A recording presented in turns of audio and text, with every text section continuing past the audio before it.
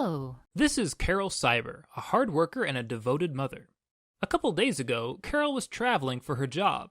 While she waited at the airport, she connected to a nearby wireless network to check her email and to conduct some minor business. Soon after that, Carol boarded her plane and took off. Today, Carol logged onto her online banking service to use her account. She was surprised to see that her savings and checking accounts had both been drained and that her credit card had been maxed out. Yikes! What happened? Well, the problem was back at the airport. You see, Carol was not the only person connected to that wireless network. One of the other network users was a cybercriminal named Eavesdropping Eve. I'm listening. Eavesdropping Eve has a program on her computer that allows her to view wireless traffic for any computer that's connected to the same network that she is. When Eve intercepts other people's wireless traffic, this is called wireless sniffing.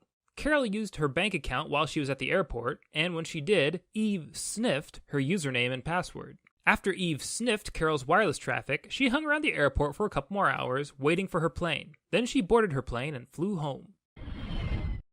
Within hours, she had begun spending Carol's hard-earned money.